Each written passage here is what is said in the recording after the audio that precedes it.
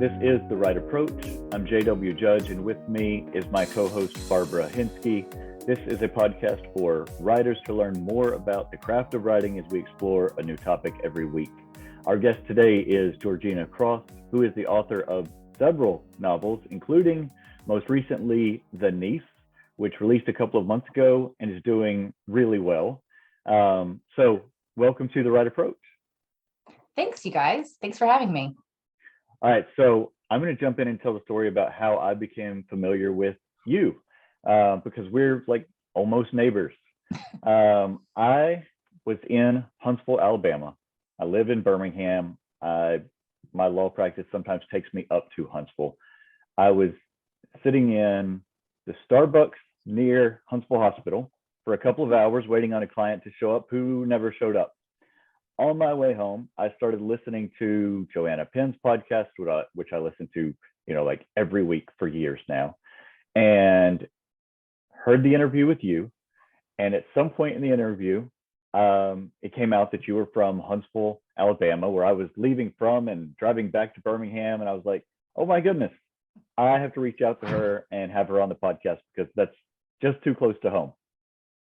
Yeah, I mean, you're right. In the state of Alabama, we are pretty much neighbors. It's only an hour and a half away. Yeah. But I'm like you. I've listened to her podcast for years, and I was a Patreon sponsor for a little while. I probably need to start that up again. But yeah, she's just so great, and it was probably one of the most nervous I've been through an interview, because she's developed this way of like reporting, right? She has really great interview questions. And so I was a little nervous, but that is cool. When you reached out to me, I was like, well, hello there. Well, and, podcasts like hers and like the self-publishing show, which we were talking about off air, where I first heard Barbara several years ago, are what made it possible for me when I got ready to get into self-publishing, because I was already writing and I was listening before I was ready. And once I became ready to do it, I had so much, it was still super hard, but I had so much knowledge that I had accumulated that I wouldn't have been able to do it without having read books and listened to podcasts and that sort of thing. Yeah. Yep. So what kind of resources do you like to read or consume, or however you consume them, to help further your craft and the business side of what you do? So like you, and I'm sure like Barbara as well, lots of podcasts, right? Especially in the beginning when I was trying to get a book published, trying to find an agent. That was really how I learned, because living in Huntsville, I didn't know any authors. I really was in a completely different field with space and aerospace, defense contracting, very, very, very different from writing. And so that's a lot of the reason why I left to do writing. I wanted to be a little more creative in my career. But yeah, podcasts like what you guys have, Mark Dawson's for sure, like you mentioned, Joanna Penn's.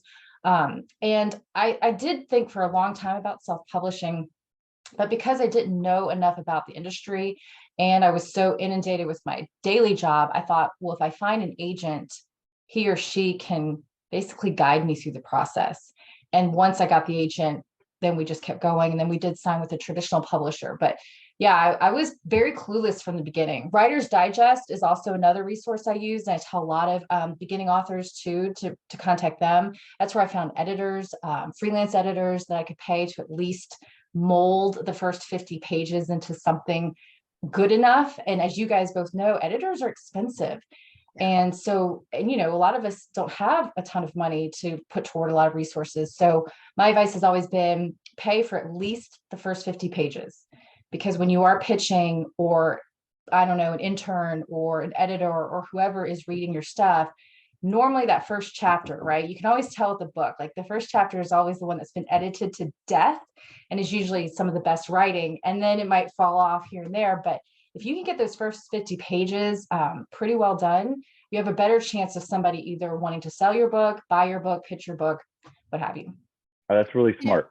Yeah, can I just jump in? I think it is so refreshing and so smart that you, as a traditionally published author, still keep yourself educated and aware of the business side of the industry, the trends in the industry, all of that. Because I think for very few people will it ever work out that you just get an agent and they do all the work to market and, get your book out there, and then you just sit back and write and go to the bank. And because money is flowing in. Maybe your next biggest time consuming thing is talking to your financial advisor. Wouldn't we all love that? But the bottom line is you need to be educated. And I love that Jeremy spent a couple of years doing that before he started writing. How smart is that? Nobody likes to hear that, but I think that's the reality. I think so too. And I also think it's personality types, if Jeremy, if you're if an attorney, and then with what I was doing, and I talked to Joanna Penn in the interview too, I've always been interested in entrepreneurship. My husband and I have an LLC. He's very entrepreneurial minded too. And so from a curiosity standpoint, I love what self-published authors do. I'm fascinated by it. I want all the information that I can possibly have. I don't want to ever take it for granted. I did sell to a traditional publisher, two of them, two different publishers, but I don't want to, like Joanna Penn says, don't put all your eggs in one basket. So I don't even put all my eggs into one publisher basket, let alone take for granted that they'll always re-sign me. They could drop me. And I want to be able to know that I could self-publish one day, whether it's in a completely different genre, different pen name. I don't know. I like to keep my options open. Yeah. And I really think that's the best way, because you're keeping yourself educated on everything that's going on. And so that you can make an informed business decision about what's the best course going forward. And it's not like you've made your decision once and you're stuck with it. It's every book or every series is a new opportunity to figure out what you want to do with it. Yeah, I agree. I absolutely agree. Well, let's start with you, when you started writing, getting ready to hopefully write a novel and publish it and all that. You were working full time, and a lot of people do that, and it is tough. So tell me about that experience of writing while working full time. And then I know that you're, acquiring an agent, and then acquiring, selling the book and all that. So tell me, about that process for you. So I learned how to say no to a lot of things.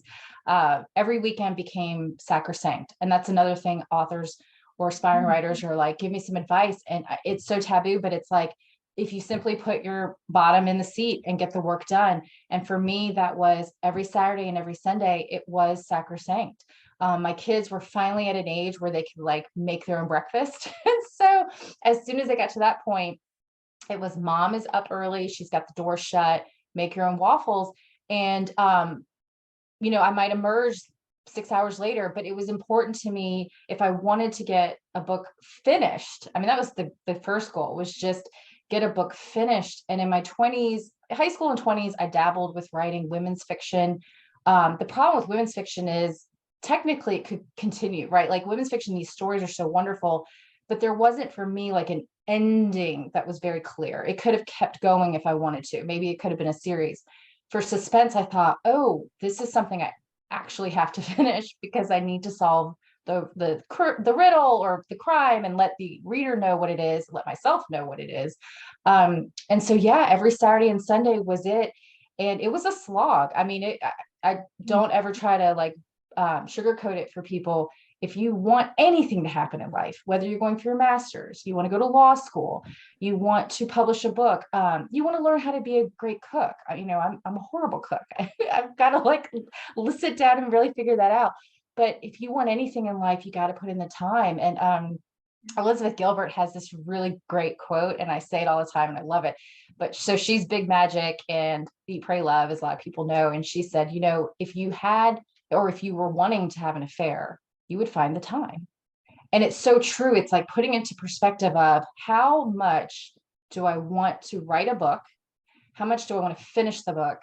How much do I really want to get this published? And if it's that important to you, you will carve out that time. And it is tough because working and then children, there were a lot of basketball games where I'd have to have somebody take the child. I would miss the games. I would not go out with friends.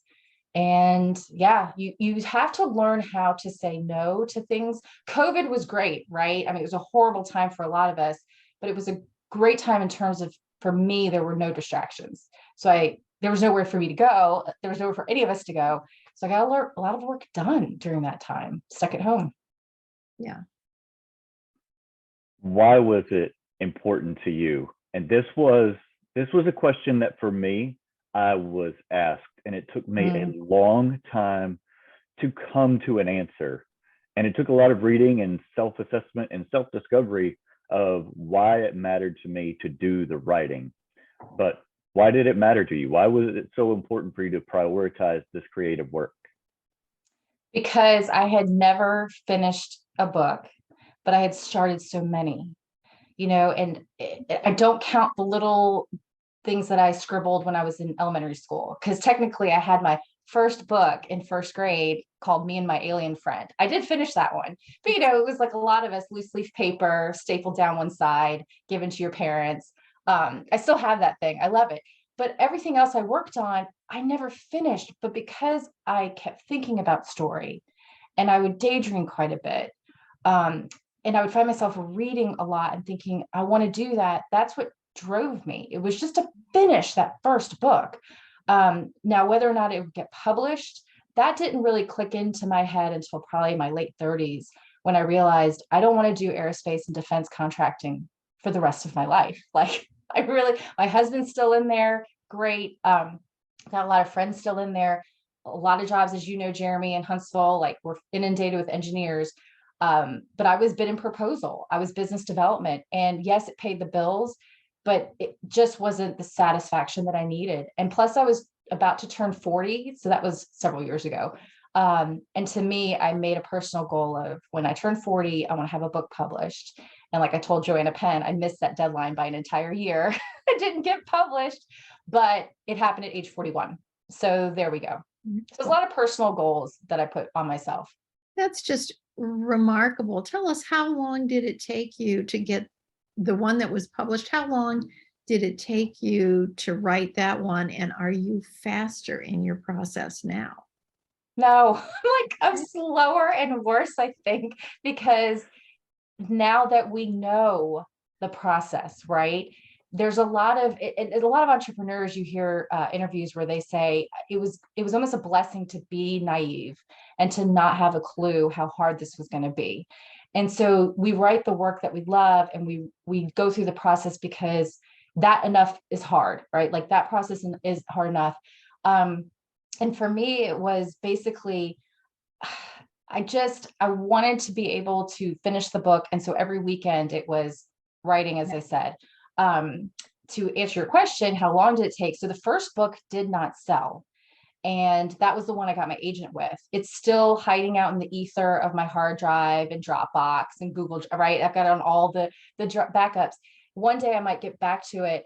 But when it was rejected, it was only rejected by 10 editors, but that was enough for me to go, something is not clicking, and I'm going to learn from this feedback. It was devastating. Don't get me wrong. I mean, it was like a punch in the gut every time, but I learned to get hardened, I guess you would say, over time with each rejection.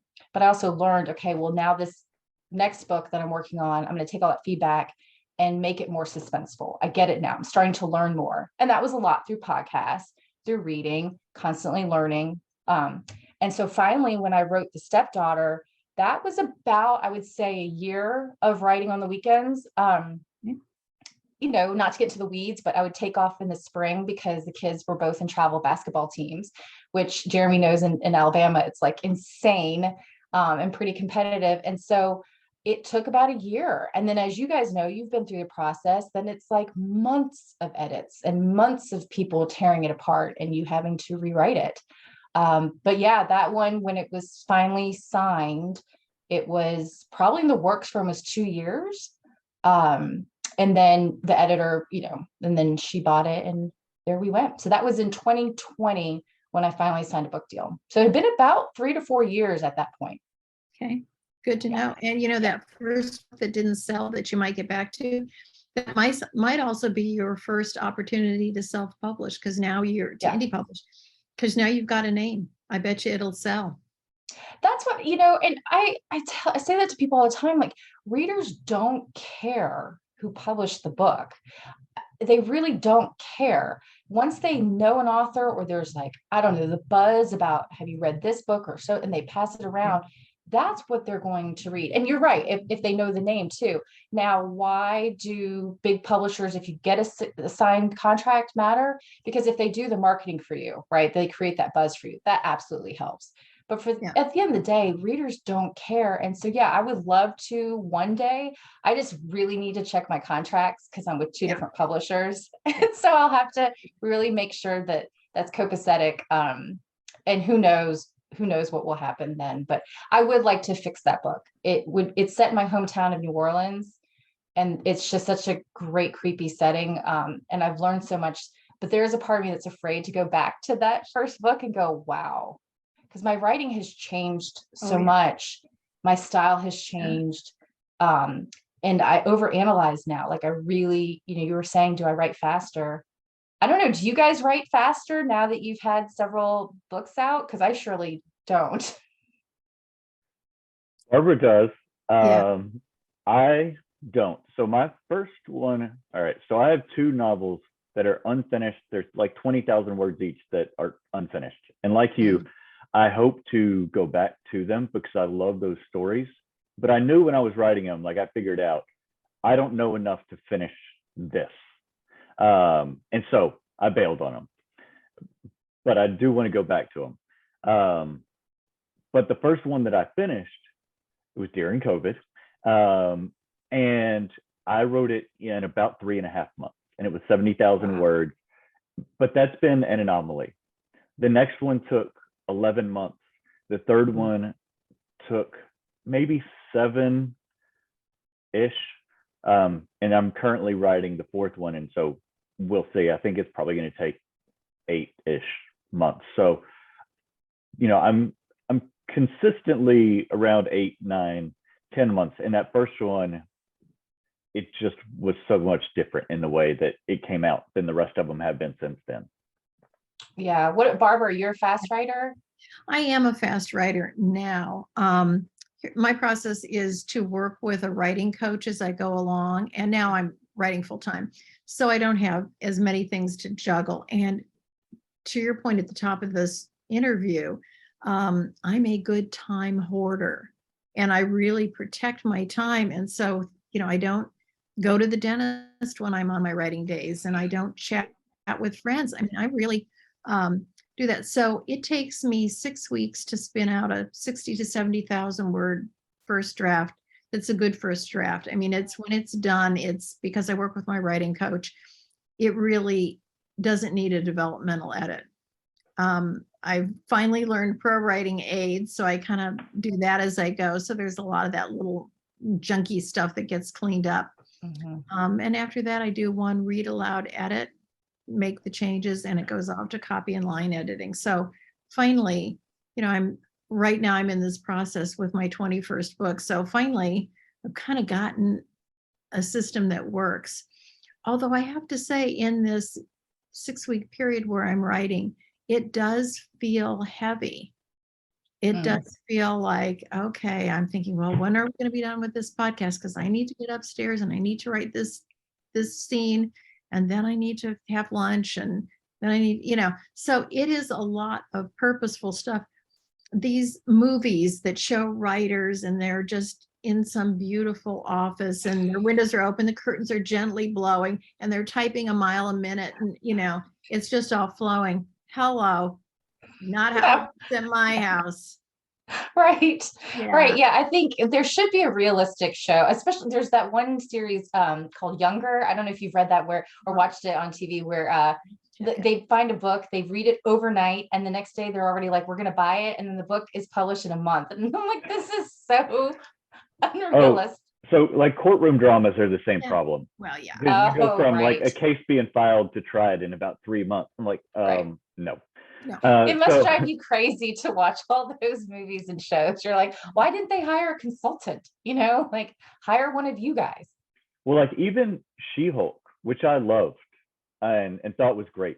I don't know if either of you watched it, but it's it's out on Disney Plus now and it's great.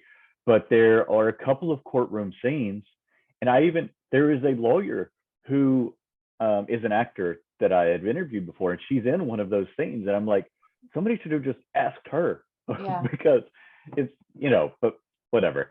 Yeah.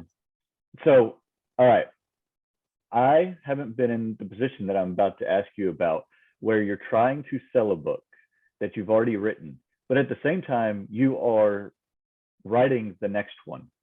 Tell me about, like the mental toll that takes on you, of like, you have this one creation that you're trying to sell and create more in the hopes that it will continue to sell. So how do you juggle that?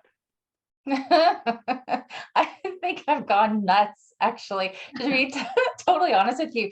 I hit a wall. I'm very, very transparent in terms of nothing is all rosy. Barbara, you're talking about these scenes of us writing and the windows are open, the curtains are blowing. For a long time, I was writing underneath the house, like literally. And I did some lives from it and some photos, and people it's our tornado shelter, which we call the prison room. Like if we were ever to kidnap someone, which we won't, but perchance. Yeah. And because we have 4 boys between us. And just in terms of like getting stuck into a story and being able to focus, right? It's deep work. Like Cal Newport writes about that. It's very deep work. And that's what we're doing for 6, 7, 8 hours at a time. And so, yeah, my writing space, I'm in pajamas and I look a mess, and I'm literally underneath the stairs, and there's water pipes, and it's a tornado shelter. It's like not glamorous at all, but I have to be able to focus. And back to what Barbara talked about too, time hoarding, time blocking. I'm a huge believer in time blocking. Just like my weekends were sacrosanct, now that I'm a full-time writer, my calendar is every single morning. So I work 7 days a week, which is not healthy. Yeah. And it's not something I recommend. And I think because when I was working my full-time job and writing on the weekends, it was already 7 days a week. Once I came home to write full-time, my husband said, well, I thought you would at least take off a Sunday. And I have yet to do that. And I regret that. And I'm hoping to change it. But a lot of it is because I'm with 2 different publishers. So it's 2 different contracts. The books overlap. I was also hired to ghostwrite a book. So I turned that in 2020 as well. And by last summer, I hit a wall. I mean, absolutely just crashed. And the adrenaline was running out. It was, a series of time blocking on my calendar where I do this project for these 4 weeks, knowing that at the beginning of the month, I was going to get copy edits back for a different project. Okay, block 2 weeks out for there. And I could mentally see it in my calendar, which helped plan. But yeah, emotionally, Jeremy, like you were saying, emotionally, it is hard to be able to pull yourself out of one story, especially if everything you're writing is, say, fiction. Like Joanna does, she'll pull out of nonfiction and then go into a fiction project. It's still a lot of work. It's still hard. But with me, yeah, it's different stories. It's different characters. I feel schizophrenic some days. I'm just mentally tanked by the end of the afternoon. But I'm hoping to slow down my schedule next year. I still have some books that I need to finish and publish per contract. But I would like to be able to slow down just a bit, because 7 days a week it's not healthy for anyone. No. Yeah. Yeah. I found that, when I was just working for myself, when I was full-time writer, yeah, I'm like, oh my God, my boss sucks. I wouldn't have put up with this schedule when I was working, Right. as a lawyer. Why am I doing this to myself now? Right. So yeah, I hereby proclaim that you get Sundays off in 2023. Enough of this. Just do it. There you go. There you go. You had a sit down talk with yourself. Yeah. Gave yourself some vacation leave. Truly. Yeah. Yeah. But I can really identify with hitting that wall. So back in the fall of 2020, law practice was really weird at that point in time, because everything was still kind of shut down. So we were trying to figure out, and I'm a litigation practice, so it's all depositions and courtrooms and discovery and all that. So we're trying to figure out how to, stay alive business-wise while nobody's seeing each other. So there was all that going on. I'd started my podcast for lawyers and was doing a lot of nonfiction writing. So there was a lot going on. And then in August, we went on family vacation to the beach. And, on the way down there, I was thinking, like, my wife's car seat is super uncomfortable. Like, I hate this chair, and my back was killing me. And then it turned out I had shingles, and it was on my back. And so it wasn't the car that was the problem, it was shingles. And I had chicken pox as a kid. And so I go to the Oh, urgent man. care down at the beach. And they're like, sometimes shingles can be brought on by extra stress in your life. Do you have that? I'm like, yes, yes. And so, I can't say that I turned everything around and tried to alleviate stress. So instead, that's basically like 2 weeks later, I started writing the novel that I wrote in 3.5 months. But so Mm. also poor mental health and longevity decisions here. So I can identify with that too, but it'll Yeah. catch up with you, like you said. Yeah. Yeah, absolutely. And my fear was burning out on writing. This was the career path that I want for the rest of my life. I don't want to go back to the normal Monday through Friday office job. Definitely don't want to go back into defense contracting. Nothing against defense contractors, but I personally I don't want to go back into that. And now that I'm writing full time, it's an amazing experience. And I was terrified of burning out. But I think with that first year, like I said, the adrenaline of signing contracts finally, even though it was the two publishers and the deadlines would cross over each other, that was a little bit nerve-wracking. And it's two different editors, so two different personalities, two different opinions on the writing, two different styles. So that's been interesting to juggle on its own. And then to ghostwrite that book was it was half memoir, and I ended up making it kind of dark because of what she'd gone through, literally what she'd gone through as a child, even in her 20s before she started her own company. And she made a comment to me when she read the first draft, like, wow, this is really dark. And I said, well, you did hire a suspense author, so I can't get it out of my system. But yeah, I just, right now, the latest book, like you were talking about, the latest book came out in September. But I've been toiling on this other book for Penguin Random House since last year. It has been, some projects like Jeremy, you said you had that one that came out of you. I mean, it sounds like it poured out of you. And I'm sure a lot to do with COVID, right? Less distractions, being able to be at the house. But some stories do, even if you have a lot going on, some stories just click faster and we can't explain it. And it might be because we've thought about it for a long time, or the characters, we've gotten a better idea of how the characters should act and talk.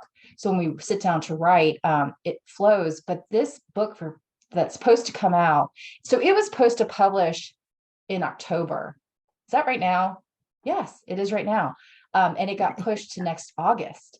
And, that was scary for me to learn last year and this year too, but to say no, to learn how to start saying no and to push back for my own sanity so that my kids would enjoy me again, so that my husband wasn't, like, you're constantly grumpy. And for me just to take back some of my life. But that was a gamble because here I was, I worked so hard to get publishing contracts and then to turn around and say no. But it's gonna be fine. It worked out. The book will come out next year, but this one that I've struggled on, it's 3 points of view, all written in third person, and I don't think I'll ever do that again because there are 6 people in this house. So technically, there's 6 points of view, if you know what I mean. And it just got so jumbled in my head. On top of the fact that I don't write fast anymore, because I'm overthinking what my editors are going to say. And I'm overthinking what I'll read in reviews. And I'm overthinking because some of my other books have done so well that they need to compare to that. Simone Biles was last year when she said no, the Olympics, she taught the whole world to say no again. It was wonderful. But she also talked about the twisties. And I was like, that's really interesting. And there's an author who was describing this experience where she said, her first book had done so well, and there was just this expectation she had placed on herself to make the next one and the next one not just as good, but better. Yeah. And so when you put that own pressure on yourself, you are like writing, but you're hitting a wall because you're really second guessing. And that's the worst thing that can happen. And that's what I found myself doing, where I put this pressure in my head that this book had to be better than Nanny needed. and that was, not the right thing to do. So I want to switch tracks here a little bit and talk about marketing and how that can be a natural occurrence by how you write, because you talked about your first novel that you wrote was set in New Orleans, where you're from.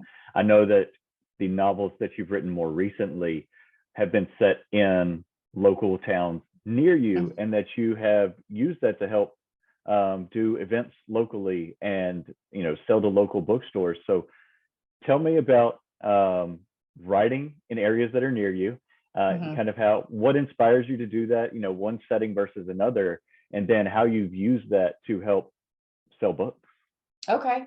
Yeah. So the first book, I placed it in Huntsville just because, yes, I live here, but there is this downtown part, Jeremy, you might be familiar, Twickenham historic area. And it just felt ripe for like drama and a house to burn down. And it's just this beautiful setting. And so I didn't set out to necessarily place books in the town where I now live. It just worked out that way. With the two publishers, what we came to an agreement on is because I'm with Bantam Penguin Random House and the other one's Bookstores, so they're under Hachette Publishing. The way to differentiate my books was, okay, the books with Hachette, with Bookstore, we're going to place them in the South, in towns that I think would be fun to place some more drama and murder in. Gunnersville Lake is not far from us, and there needs to be another body in the lake. Like, it's just there's asking. No shortage of them. So yeah. Yeah. And, Bob Bailey, he's a neighbor of mine and he is an attorney. So you guys need to get him on the show too. And so he just wrote a book set in Gunnersville. I don't know if there's a person in the lake, maybe so, but yeah, to answer your question, it's been a lot of fun to have the books that are set in Southern towns, because when I start to fear that there are not enough readers anymore, I watch a lot of Netflix. So I'm talking about myself too. But when I start to fear that people aren't reading like we want them to, especially young people, you have to become an author, and then you realize, oh, that's not the case at all. There are book clubs everywhere, and it's been so inspiring and so nice to see that and to be invited to so many of these events, because I think for them, having a local author that's really fun, somebody that can like show up and talk, and Huntsville's small enough but big enough. Right. It's just small enough to have those connections. Living in New Orleans, I don't know if I would have maybe had the success that I'm having now, because it's such a bigger city and you can just get swallowed up in the noise. One of my books is set in New York, and my sister was there for 14 years, and millions of people, and yet it's very insulated in terms of small groups that stick together. So there's something to be said about like smaller communities really helping with the marketing, which was great, because those books with Hachette, there is marketing that they do, but it's very standard to every single author they publish. Whereas with Bantam Penguin Random House, I got lucky in terms of their publicity team coming in and really catering separate marketing projects for me. I still did a lot of the local stuff, but with Bantam, I'm allowed to have books that are like bigger settings, and I can be a lot creepier, and there are ghostly vibes and a lot of curse words, and I can just press the envelope a little bit more with them, which is fun.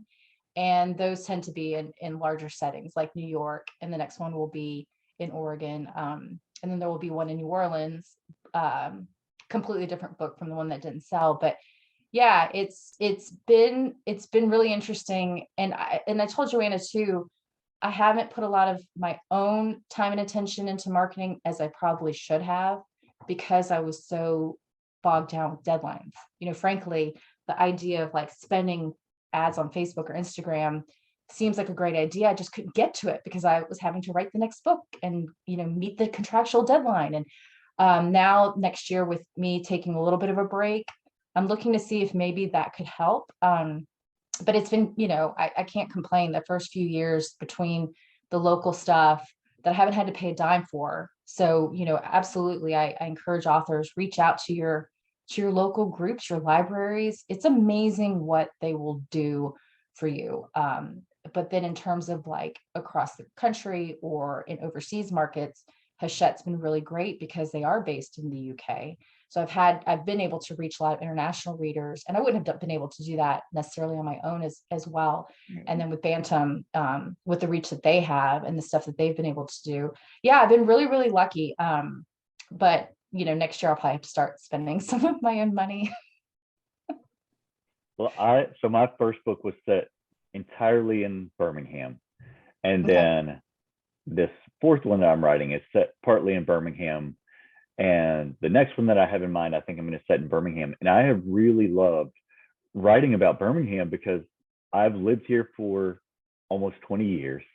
It's not some place that people know much about unless you Mhm. like the only people that like if you're not from Birmingham, you basically only go through Birmingham if you're driving from Indiana or Chicago or wherever on your way to Florida for the summer. Yeah, to the beach. Yeah. And there's so much like culture and richness in this part of, just the deep South in Georgia and Tennessee and Mississippi that people don't get to experience. And even though I write fantasy, you can still build that personality of the city into it in a way that is just new and different and gets to share, part of it's made up, but share my city with people who wouldn't otherwise encounter it. Yeah. Oh, I agree. I think between you, myself, Bob Bailey, because most of his books, like he's known as our local John Grisham, right? Like you're maybe Birmingham. Well, you don't write legal thrillers, you're fantasy. And so yeah, he's known as our local John Grisham, but a lot of his books are Southern Tennessee, and he has that really quick wit between characters that readers love and adore. Plus they recognize streets and buildings and bars and restaurants. And so I try to do that with my own stuff, but I'm not always going to write in the South. I'll have other books in bigger settings. But Barbara, your settings, you're all over the place too, aren't you? I'm kind of all over the place. Yeah. Yeah. But hearing you talk, I'm thinking, I probably should hone down on a particular neighborhood. My Emily series has some more focus on San Francisco. And I always loved Robert B. Parker's Spencer series because he really describes Boston in a very intimate way. So as you're reading his books, you really understand the pubs, the streets, the parks, which I wouldn't do because I've just been to Boston as a tourist, briefly. So there's, I don't know, a hook that I think really being specific with your setting can really draw your reader in. Oh yeah, people love it. And we all three of us write very different genres. And so, Barb, with your stories, like it would be so lovely, right, to have it set, especially near your home. And then Jeremy, your world building with Birmingham, which is amazing. With suspense, I was a little nervous, at first. I thought, eek, I'm killing off people. And these are like neighborhoods where I used to live. And one of my books is set in my former neighborhood. I mean, that is my neighborhood pool. That is my former house. That's my kitchen where they're drinking Blue Moon beer. That's my beer. And I was invited to a book club where it's set on the street where the murder takes place and all the nasty people live. And I was nervous. I thought, this is going to be an ambush. I don't live in that neighborhood anymore, but I thought they're bringing me in just to like yell at me or something. But instead I walked in and they were like, we think you wrote about those people down the street because they're awful. And we're pretty confident it was those people that did that. It's hilarious. And so you think that people wouldn't necessarily want a book set near them where there has been some sort of salacious instance, but they end up really enjoying it. And I don't know, with suspense, because true crime, the whole armchair detective is still really hot right now. People are look at Netflix, they're just churning out content left and right, and I'm like one of their biggest fans. I watch all of it. But people seem to enjoy that, and like you said, Barbara, when they can recognize local settings, it makes them really, really happy. Like there's a principal of a high school for my latest book, The Niece, and he's so excited and ordered all these copies for students because he said I wrote about him. And I was like, oh my God, did I? I mean, I had to flip through the pages. I got a little nervous.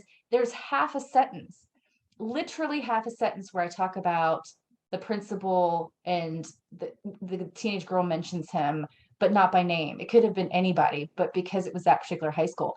And it has like made his entire year, you know, and he's a good guy in the book. He's barely mentioned, but it's people dying in his hometown, and he's absolutely just thinks it's entertainment, right? Like what we write is all escapism for people. We Yeah. hope with my stuff, we hope it doesn't happen in real life. Barbara's, I'm sure, you know, they want yours to come true because it is Yeah. so lovely. Thank you. Well, I think this is a great place to wrap it up. But before we go, I want you to tell folks where they can follow you if you do social media, and where they can buy your books. Okay.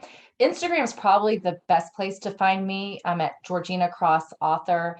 Facebook too. I'm not so much on Twitter. And yeah, I mean, my books can be bought wherever books are sold, Amazon and Barnes and Noble, and anywhere that you would like to order your books. So thank you for having me, you guys. Yeah, we really, Been or great. I say we, So I fun. definitely enjoyed the conversation. I'm pretty sure I did Barbara did too. too. Yeah, it was great. Thank you. Thank you.